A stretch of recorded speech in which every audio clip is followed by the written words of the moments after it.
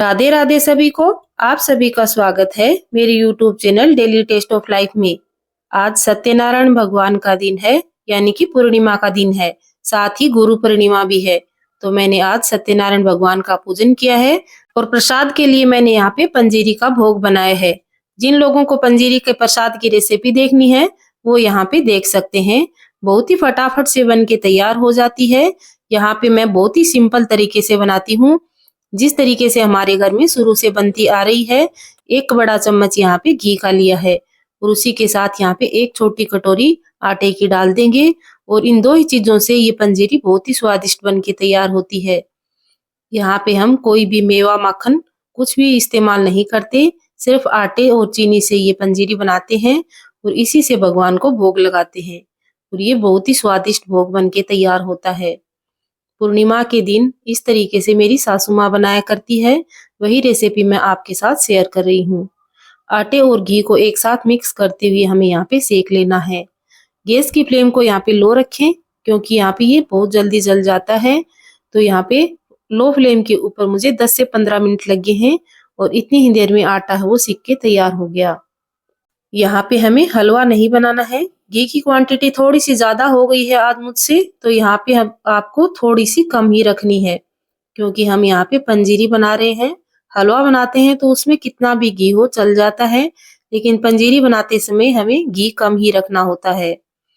तो यहाँ पे देखिए लगातार चलाते हुए मैंने इस आटे को बढ़िया से सेक लिया है। आटे का कलर वो बादामी कलर का हो जाएगा तो आपको पता चल जाएगा कि आटा है वो बढ़िया से सीख चुका है। और इसमें ठंडा करने के बाद हम चीनी मिलाएंगे। चीनी हमें पीसी हुई चीनी जो मार्केट में आती है वही लेनी है। वो अगर आपके पास नहीं है तो आप घर पे जो मोटी वाली चीनी आती है उसको मिक्सी में डाल के घुमा लीजिए और जब ये बढ़िया से ठंडा हो जाए तब आप इसके अंदर मिक्स कर दीजिए। मैंने यहाँ पे 2 छोटी चम्मच चीनी इसके अंदर ऐड करी है। ये मार्केट वाली चीनी है, आपके पास अवेलेबल नहीं हो तो आप पीसी हुई चीनी घर पे भी बना सकते हैं बहुत ही आसान तरीके से। देखिए कितनी फटाफट से ये पंजीरी का प्रसाद बनके तैयार हो गया है। तो आप भी अगर पूर्णिमा का व्रत करते हैं या सत्यनारायण भगवान का पूजन करते हैं तो ये वाली पंजीरी बनाकर तैयार कर सकते हैं। भगवान जी को बहुत ही प्रिय है। हमारे घर में ये हमेशा से बनती आ रही है। आप लोगों के घर में कैसे बनाई जाती है मुझे कमेंट सेक्शन में जरूर बताइए। हमारे घर में इस पंजीरी के अंदर केले और सेव भी काटकर भगवान को भोग लगाया जाता है। चीनी बढ़िया से मिक्स होने के बाद इसको एक दूसरे बर्तन में ट्रांसफर कर लेंगे और इसके अंदर छोटे छोटे केले हैं वो तोड़ के डाल देंगे। फिर हम सत्यनारायण भगवान की कथा करते हैं और उनको भोग लगाते हैं। आप लोग सत्यनारायण भगवान की पूजन करते हैं या नहीं मुझे कमेंट सेक्शन में जरूर बताइए। देखिए मुझे पूजा की विधि बिल्कुल भी नहीं आती है, इस मामले में मैं बहुत ही मूर्ख हूँ। ज्ञानी जन मुझे इस बात के लिए दोष नहीं देंगे, क्योंकि जिस तरीके से जैसे मेरे घर में होती है मैं बस वैसे ही पूजा कर लेती हूँ। भगवान को नुआकर उसको कपड़े स्वरूप यहाँ पे हम मोली चढ़ा देते हैं और फिर भगवान को भोग लगा देते हैं, तिलक लगा देते हैं। बस इतना ही हमें आता है और आप लोग जैसे करते हैं मुझे कमेंट करके जरूर बताइएगा। मैं यहाँ पे छोटी सी एक पूजा करती हूँ और फिर सत्यनारायण भगवान की कथा कहती हूँ। अगर आप लोग भी कथा सुनना चाहते हैं सत्यनारायण भगवान की तो मैंने इस वीडियो को चालू रखकर भगवान की कथा कही है, तो आप लोग भी कथा सुन सकते हैं। तो एक बार फिर मैं ज्ञानी जनों से माफी चाहती हूँ, क्योंकि मुझे पूजा की पूरी विधि नहीं आती है। जैसी भी आती है मैंने पूजन किया है। मुझे सिर्फ रेसिपीज आती हैं और किचन का काम आता है, उसके अलावा मुझे कुछ भी नहीं आता। तो भगवान से यही दुआ है, यही प्रार्थना है, सबकी मनोकामनाएं पूर्ण करें। सत्यनारायण भगवान आप सबकी मनोकामना पूर्ण करें। तुलसी दल डालकर मैंने भगवान को भोग लगाया है और पंजीरी की रेसिपी आप लोग जरूर देखिए, आपको अवश्य पसंद आएगी। दीपक जलाकर फिर भगवान की थोड़ी सी स्तुति कर कर मैंने पाठ है वो पढ़ना शुरू किया है। विष्णु भगवान की ये कथा हमारे घर में बहुत पुराने समय से है, इसी से हम पाठ करते हैं, पूजा करते हैं। बोलिए सत्यनारायण भगवान की जय हो। अब हम पाठ को शुरू करते हैं। श्री सत्यनारायण व्रत की कथा। एक समय नैमिषारण्य तीर्थ में शौनकादि 88,000 ऋषियों ने श्री सूत जी से पूछा, हे प्रभु, इस कलयुग में वेद विद्या रहित मनुष्यों को प्रभु भक्ति किस प्रकार मिलेगी तथा उनका उद्धार कैसे होगा। इसलिए हे मुनिश्रेष्ठ, कोई ऐसा तप कहिए जिसे थोड़े समय में पुण्य प्राप्त होवे तथा मनवांछित फल मिले। वह कथा सुनने की हमारी इच्छा है। सर्वशास्त्र ज्ञाता श्री सूत जी बोले, हे वैष्णव में पूज्य, आप सबने प्राणियों के हित की बात पूछी है। अब मैं उस श्रेष्ठ व्रत को आप सब लोगों से कहूँगा जिस व्रत को नारद जी ने लक्ष्मी नारायण से पूछा था और लक्ष्मीपति श्री मुनि श्रेष्ठ ने नारद जी से कहा था। सो ध्यान से सुने। एक समय योगीराज नारद जी दूसरों के हित की इच्छा से अनेक लोकों में घूमते हुए मृत्युलोक में आ पहुँचे। यहाँ अनेक योनियों में जन्मे हुए प्राय सभी मनुष्यों को अपने कर्मों द्वारा अनेक दुखों से पीड़ित देखकर सोचा कि इस नियतन के करने से ही निश्चय ही प्राणियों के दुखों का नाश हो सकेगा। ऐसा मन में सोचकर विष्णु लोक को गए। वहाँ श्वेत वर्ण और 4 भुजाओं वाले देवों को के ईश नारायण को देखकर, जिनके हाथों में शंख चक्र गदा और पद्म थे तथा परमाला पहने हुए थे, स्तुति करने लगे। हे भगवान, आप अत्यंत शक्ति से संपन्न हैं। मन तथा वाणी भी आपको नहीं पा सकती। आपका आदि मध्य अंत नहीं है। निर्गुण स्वरूप सृष्टि के आदि भूति व भक्तों के दुखों को नष्ट करने वाले हो। आपको मेरा नमस्कार है। निर्गुण स्वरूप सृष्टि के आदि दुखों भक्तों के दुखों को नष्ट करने वाले हो। आपको मेरा नमस्कार है। नारद जी ने इस प्रकार स्तुति सुनकर विष्णु भगवान बोले, हे मुनिश्रेष्ठ, आपके मन में क्या है? आप किस काम के लिए आगमन हुआ है? निसंकोच कहो।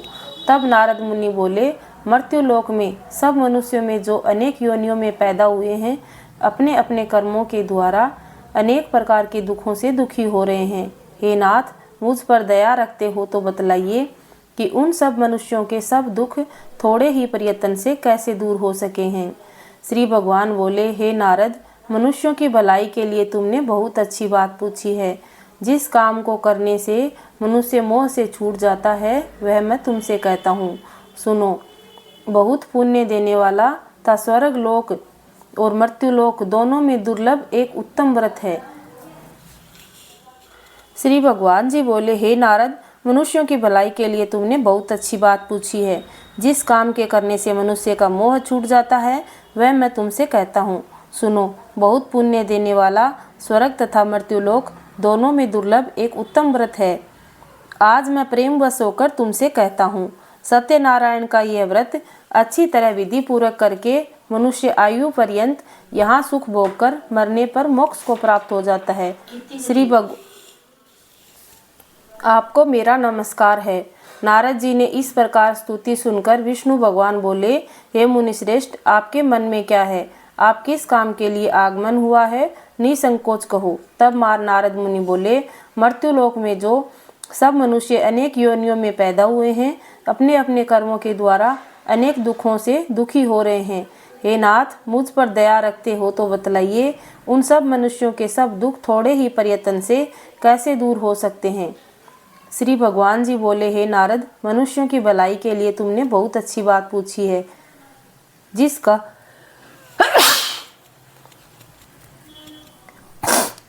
जिस काम को करने से मनुष्य के मोह छूट जाता है, वह मैं तुमसे कहता हूँ। सुनो। बहुत पुण्य देने वाला स्वर्ग तथा मर्त्युलोक दोनों में दुर्लभ एक उत्तम व्रत है। आज मैं प्रेमवश होकर तुमसे कहता हूँ। सत्यनारायण का यह व्रत अच्छी तरह विधि पूर्वक करके मनुष्य आयु पर्यंत यहाँ सुख भोगकर मरने पर मोक्ष को प्राप्त होता है। श्री भगवान के वचन सुनकर नारद मुनि बोले, उस व्रत का फल क्या है? क्या विधान है और किसने यह व्रत किया है? किस दिन यह व्रत करना चाहिए? विस्तार से कहिए। भगवान बोले, दुख शोक आदि को दूर करने वाला, धन धान्य को बढ़ाने वाला, सौभाग्य तथा संतान को देने वाला ये व्रत सब स्थानों पर विजय करने वाला है। भक्ति और श्रद्धा के साथ किसी भी दिन मनुष्य श्री सत्यनारायण की शाम के समय ब्राह्मणों तथा बंधुओं के साथ धर्मपरायण होकर पूजा करे। भक्ति भाव से नैवेद्य केले का फल, दूध और गुड़, गेहूं का चूर्ण सवाया लेवे। गेहूं के अभाव में साठी का चूर्ण, शक्कर तथा गुड़ भी ले सकते हैं। सब भक्षण योग्य प्राप्त जमा करके भगवान को अर्पण कर देवें तथा बंधुओं सहित ब्राह्मणों के साथ भोजन करावें। पश्चात स्वयं भी भोजन करें। नृत्य गीत आदि का आचरण कर सत्यनारायण भगवान का स्मरण करता हुआ समय व्यतीत करे। इस तरह व्रत करने से मनुष्य की इच्छा निश्चय पूरी होती है। विशेषकर कली काल में भूमि पर यही मोक्ष का सरल उपाय है। दूसरा अध्याय। सूत जी बोले, हे ऋषियों, जिसने पहले इस समय इस व्रत को किया है उसका इतिहास कहता हूँ, ध्यान से सुनो। सुंदर काशीपुरी नगरी में एक अत्यंत निर्धन ब्राह्मण रहता था। वह भूख और प्यास से बेचैन हुआ नित्य पृथ्वी पर घूमता था। ब्राह्मणों से प्रेम करने वाले भगवान ने ब्राह्मण को दुखी देखकर बूढ़े ब्राह्मण का रूप धरकर उसके पास जाकर पूछा, हे विप्र, नित्य दुखी हुआ पृथ्वी पर क्यों घूमता है? हे श्रेष्ठ ब्राह्मण, यह सब मुझसे कहो, मैं सुनना चाहता हूँ। ब्राह्मण बोला, मैं निर्धन ब्राह्मण हूँ, भिक्षा के लिए पृथ्वी पर फिरता हूँ। हे भगवान, यदि आप इसका उपाय जानते हो तो कृपा करके कहो।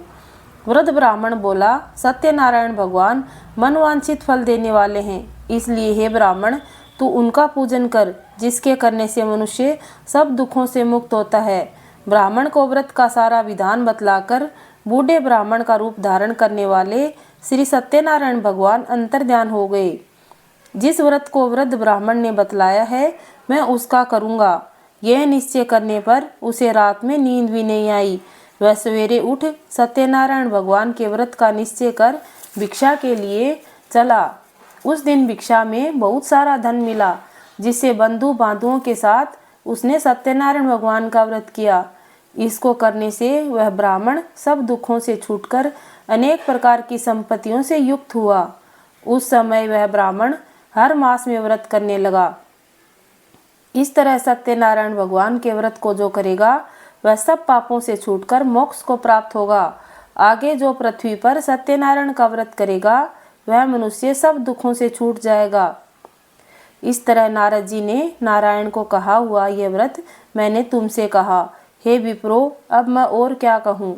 ऋषि बोले, हे मुनीश्वर, संसार में इस ब्राह्मण से सुनकर किस किस ने इस व्रत को किया वह सब हम सुनना चाहते हैं।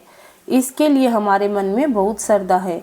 सूत जी बोले, हे मुनियों, जिसने इस व्रत को किया है वह सब सुनो। एक समय ब्राह्मण धन और ऐश्वर्य के अनुसार बंधु बांधुओं के साथ व्रत करने को तैयार हुआ। उसी समय एक लकड़ी बेचने वाला बूढ़ा आदमी आया। बाहर लकड़ियों को रखकर ब्राह्मण के मकान में गया। प्यास से दुखी लकड़हारा उस व्रत को करते देखकर ब्राह्मण को नमस्कार कर कहने लगा, आप यह क्या कर रहे हैं और इसके करने से क्या फल मिलता है? कृपा करके मुझसे कहो। ब्राह्मण ने कहा, सब मनोकामनाओं का पूरा करने वाला यह सत्यनारायण भगवान का व्रत है। इसकी ही कृपा से मेरे यहाँ धन धानी आदि की वृद्धि हुई है। ब्राह्मण से इस व्रत के बारे में जानकर लकड़हारा बहुत प्रसन्न हुआ। चरणामत ले और प्रसाद खाने के बाद अपने घर गया। लकड़हारे ने अपने मन में इस प्रकार का संकल्प किया कि मैं आज ग्राम में पहुंचकर लकड़ी बेचने से जो भी धन मिलेगा उसी से सत्यनारायण देव का उत्तम व्रत करूंगा।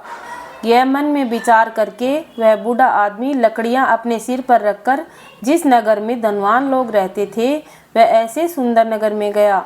वह रोज वहां पर उन लकड़ियों के दाम पहले से दिनों से चौगुना मिला।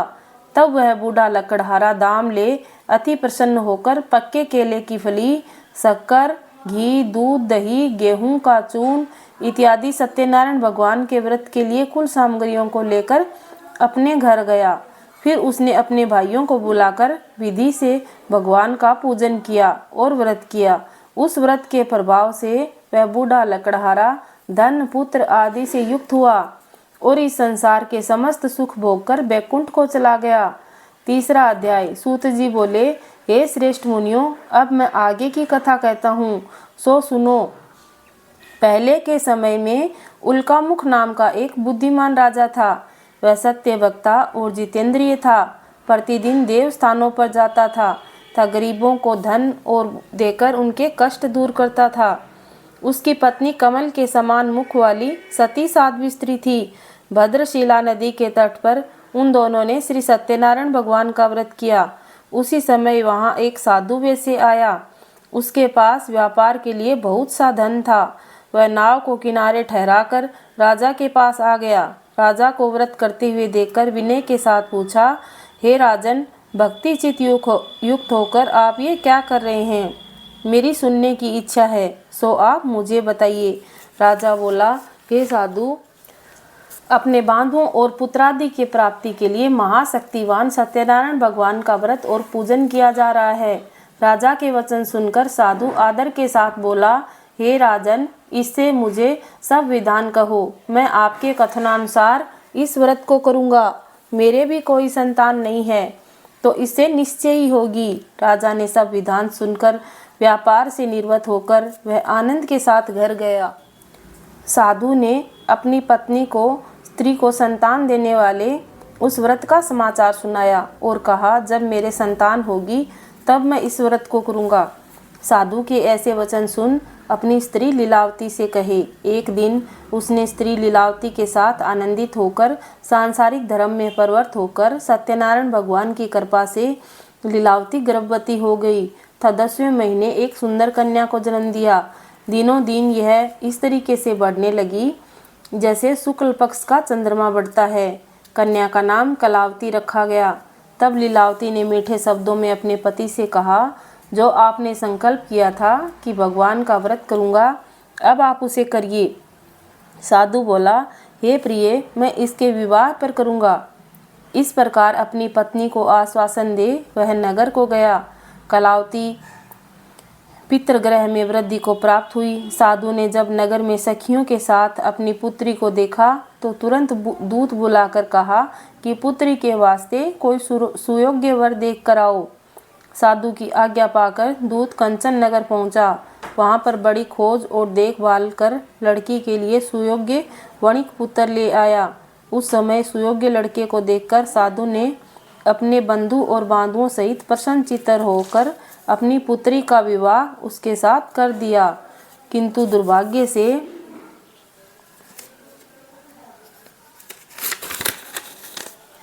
विवाह के समय भी उस व्रत को करना भूल गया। तब श्री भगवान क्रोधित हो गए और उसे श्राप दिया कि तुम्हें दारुण दुख प्राप्त होगा।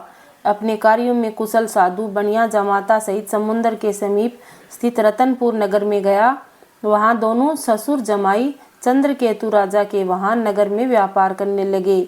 एक रोज भगवान सत्यनारायण की माया से प्रेरित होकर कोई चोर राजा का धन चुराकर भागा जा रहा था। किंतु राजा के दूतों को आता देखकर चोर घबराकर भागते हुए राजा के धन को वहीं चुपचाप रख दिया जहां वे ससुर जमाई ठहरे हुए थे। तब दूतों ने उस साधु वेश्य के पास जाकर राजा का धन रखा हुआ देखा तो दोनों को बांधकर ले गए। प्रसन्नता से दौड़ते हुए राजा के समीप जाकर बोले, हम ये 2 चोर पकड़कर लाए हैं, देखकर आज्ञा दें। राजा ने उन्हें कठोर कारावास में डाल दिया और उनका सब धन छीन लिया। सत्यनारायण भगवान के श्राप से उनकी पत्नी भी घर पर दुखी हुई। घर में जो धन रखा था वह चोर चुरा कर ले गए। शारीरिक और मानसिक पीड़ा से, दुख और प्यास से अति दुखित हो अन्न की चिंता में कलावती एक ब्राह्मण के घर गई। वहां उसने सत्यनारायण भगवान का व्रत होते देखा। फिर कथा सुनी, प्रसाद ग्रहण कर रात को घर आई। माता ने कलावती से कहा, हे पुत्री, अब तक कहाँ रही और तेरे मन में क्या है? कलावती बोली, हे माता, मैंने एक ब्राह्मण के घर सत्यनारायण भगवान का व्रत देखा है। कन्या के वचन सुनकर भगवान के पूजन की तैयारी करने लगी। लीलावती ने परिवार और बंधुओं से सत्यनारायण भगवान का पूजन किया और वर मांगा, मेरे पति और दामाद शीघ्र घर आ जावें। साथ ही प्रार्थना की कि हम सबका अपराध क्षमा करें। सत्यनारायण भगवान इस व्रत से संतुष्ट हो गए और राजा चंद्रकेतु को स्वप्न में दर्शन देकर कहा, हे राजन, दोनों वेश्यों को प्रातः ही छोड़ दो और उनका सब धन जो तुमने ग्रहण किया है वह उसे दे दो, नहीं तो मैं तेरा राज्य और धन पुत्रादि सब नष्ट कर दूंगा। राजा ने ऐसे वचन कहकर भगवान अंतर्ध्यान हो गए। प्रातःकाल राजा चंद्रकेतु ने सभा में अपना स्वप्न सुनाया। दोनों वणिक पुत्रों को कैद से मुक्त कर सभा में बुलाया। दोनों ने आते ही राजा को नमस्कार किया। राजा ने मीठे वचनों से बोला, हे महानुभाव, भावाशीष, भावी बस ऐसा कठिन दुख प्राप्त हुआ। पर अब तुम्हें कोई भय नहीं है। ऐसा कहकर राजा ने नए नए वस्त्राभूषण उनको पहनाए था। जितना धन उनका लिया था उसे दुना धन देकर आदर सहित विदा कर दिया। दोनों वेश्ये अपने घर को चल दिए। सूत जी बोले, वेश्यों ने मंगलाचरण करके यात्रा आरंभ की और अपने नगर को चला। थोड़ी ही दूर चलने पर दंडी वेशधारी सत्यनारायण भगवान ने उनसे पूछा, हे साधु, तेरी नाव में क्या है? अभिमानी वणिक हंसता हुआ बोला, मेरी नाव में फूल और पत्ते हैं। वेश्ये के कठोर वचन सुनकर भगवान ने कहा, तुम्हारा वचन सत्य हो। वेश्ये के कठोर वचन सुनकर भगवान ने कहा, तुम्हारा वचन सत्य हो। दंडी ऐसा कहकर वहां से दूर चले गए और वहां कुछ दूर जाकर समुद्र के किनारे बैठ गए। दंडी के जाने पर वेश्ये ने नित्य क्रिया करने के बाद नाव को ऊंची उठी देखकर अचंभा किया और नाव में बेल पत्ते आदि देखकर मूर्छित हो जमीन पर गिर पड़ा। फिर मूर्छा खुलने पर अत्यंत शोक प्रकट कर तब उनके दामाद बोला कि आप शोक न करें, यह दंडी का श्राप है, अतः आपको उनकी शरण में चलना चाहिए, तभी हमारी मनोकामना पूरी होगी। दामाद के वचन सुन दंडी के पास पहुंचा, अत्यंत भक्ति भाव से नमस्कार करके बोला, मैंने जो आपसे असत्य वचन कहे थे उनको क्षमा करो। ऐसा कहकर महान शोकातुर हो रोने लगा। तब दंडी भगवान बोले, हे वणिक पुत्र, मेरी आज्ञा से तुम्हें बार बार दुख प्राप्त हुआ है, तू मेरी पूजा से विमुख हुआ। साधु बोला, हे भगवान, आपकी माया से मोहित ब्रह्मा आदि भी आपके रूप को नहीं जानते, तब मैं अज्ञानी कैसे जान सकता हूँ? आप प्रसन्न होइए, मैं सामर्थ्य के अनुसार आपकी पूजा करूँगा। मेरी रक्षा करो, मेरी रक्षा करो और पहले के समान नौका को धन से भर दो। उनके भक्ति युक्त वचन सुनकर भगवान प्रसन्न हो उनकी इच्छा अनुसार वर देकर अंतर्धान हो गए। तब उन्होंने नाव पर आकर देखा तो नाव धन से परिपूर्ण है। फिर भगवान सत्यनारायण का पूजन कर साथियों सहित अपने नगर को चला। अब अपने नगर के निकट पहुंचा तो दूत को घर भेजा। दूत ने साधु के घर जाकर उनकी स्त्री को नमस्कार कर कहा, साधु अपने दामाद सहित इस नगर के समीप आ गए हैं। ऐसा वचन सुन साधु की स्त्री बड़े हर्ष के साथ सत्यदेव का पूजन कर पुत्री से कहा, मैं अपनी पति के दर्शन को जाती हूँ, तू कार्य पूर्ण करके शीघ्र आ। माता के ऐसे वचन सुनकर कलावती प्रसाद को बीच में छोड़कर पति के पास गई। प्रसाद की अवज्ञा के कारण सत्यदेव रुष्ट हो गए और उसके पति को नाव सहित पानी में डुबो दिया। प्रसाद की अवज्ञा के कारण सत्यदेव रुष्ट हो उसके पति को नाव सहित पानी में डुबो दिया। कलावती अपने पति को न देखकर रोती हुई जमीन पर गिर गई। इस तरीके से नौका को डूबा हुआ था कन्या को रोता हुआ देख साधु दुखित हुआ, बोला, हे प्रभु, मुझसे या मेरे परिवार से जो भूल हुई है उसे क्षमा करो। उसके दीन वचन सुनकर सत्यदेव प्रसन्न हो गए। आकाशवाणी हुई, हे साधु, तेरी कन्या मेरे प्रसाद को बीच में छोड़कर आई है, इसलिए इसका पति अदृश्य हुआ है। यदि वह घर जाकर प्रसाद खाकर लौटे तो इससे इसका पति अवश्य मिलेगा।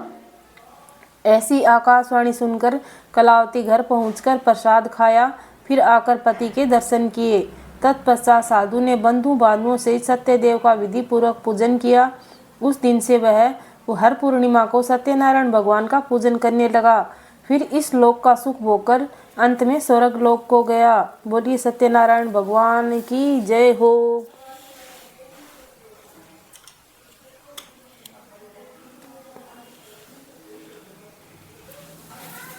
अंतिम और 5वां अध्याय। सूत जी बोले, हे ऋषियों, मैं और भी कथा कहता हूँ, सुनो। प्रजा पालन में लीन त्वंगध्वज नाम का एक राजा था। सूत जी बोले, हे ऋषियों, मैं और भी कथा कहता हूँ, सुनो। प्रजा पालन में लीन त्वंगध्वज नाम का एक राजा था। उसने भी भगवान का प्रसाद त्याग कर बहुत दुख पाया। एक समय वन में जाकर वन्य पशुओं को मारकर बड़ के पेड़ के नीचे आया। वहाँ उसने ग्वालों को भक्ति भाव और बांधुओं सहित सत्यनारायण का पूजन करते देखा। राजा देखकर भी अभिमानवश वहां नहीं गया और न ही नमस्कार किया। जब ग्वालों ने भगवान का प्रसाद उनके सामने रखा तो वह प्रसाद को त्याग कर अपनी सुंदर नगरी को चला गया। वहीं उसने अपना सब कुछ नष्ट पाया तो वह जान गया कि सब भगवान ने किया है। तब वह विश्वास कर ग्वालों के समीप गया और विधि पूर्वक पूजन कर प्रसाद खाया तो सत्यदेव की कृपा से सब पहले जैसा हो गया। वैसे था वैसा ही हो गया। फिर दीर्घ काल तक सुख भोगकर मरने के पश्चात स्वर्ग लोक को गया। जो मनुष्य इस परम दुर्लभ व्रत को करेगा, भगवान की कृपा से उसे धन धान्य की प्राप्ति होगी। निर्धन धनी होगा, बंदी बंधन से मुक्त होकर निर्भय हो जाता है। संतानहीनों को संतान की प्राप्ति होती है, तथा सब मनोरथ को पूर्ण होकर अंत में वैकुंठ धाम को जाता है। जिन्होंने पहले इस व्रत को किया है, अब उसके दूसरे जन्म की कथा कहता हूँ। व्रज सतानंद ब्राह्मण ने सुदामा का जन्म लेकर मोक्ष को पाया। उल्कामुख नाम का राजा दशरथ होकर वैकुंठ को प्राप्त हुआ। साधु नाम के बेसे ने मोर ध्वज बनकर अपनी पुत्र को आरे से चीरकर मोक्ष को प्राप्त किया। महाराज तुंग ध्वज ने स्वयंभू होकर भगवान की भक्ति युक्त कर्म कर मोक्ष को प्राप्त किया। बोलिए सत्यनारायण भगवान की जय हो। आरती अब सत्यनारायण भगवान जी की। जय लक्ष्मी रमण स्वामी, जय लक्ष्मी रमण सत्यनारायण स्वामी, सत्यनारायण स्वामी जन पातक हरण लक्ष्मी रमणा। रतन जड़ित सिंहासन अद्भुत छवि राजे, स्वामी अद्भुत छवि राजे। नारद करत निरंतर, नारद करत निरंतर घंटा ध्वनि बाजे, जय लक्ष्मी रमणा। प्रकट भये कलि कारण अद्विज को दरस दियो, स्वामी द्विज को दरस दियो। बूढ़ो ब्राह्मण बन कर, बूढ़ो बन कर कंचन मैल कियो, जय लक्ष्मी रमणा।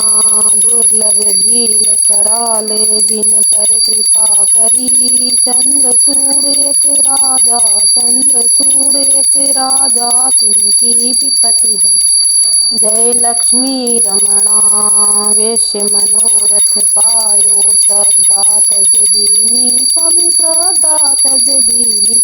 सो फल भोग्यो प्रभु जी, सो फल भोग्यो प्रभु जी, फिर सूती कीनी, जय लक्ष्मी रमणा। भाव भक्ति के कारण छिन छिन रूप धर्यो, स्वामी छिन छिन रूप धर्यो। छिन छिन श्रद्धा धारण कीनी, तिनको काज सरयो, जय लक्ष्मी रमणा। ग्वाल बाल संग राजा बन में भक्ति करी, स्वामी बन में भक्ति करी। मन वांछित फल दीन्यो, दीन दयाल हरि, जय लक्ष्मी रमणा। चढ़त प्रसाद सवायो, कदली फल मेवा, स्वामी कदली फल मेवा। धूप दीप तुलसी से राजी सत्य दे, जय लक्ष्मी रमणा। श्री सत्यनारायण जी की आरती जो कोई नर गा, स्वामी जो कोई नर गावे। कहत शिवानंद स्वामी, मन वांछित फल पावे, जय लक्ष्मी रमणा। बोलिए सत्यनारायण भगवान की जय हो।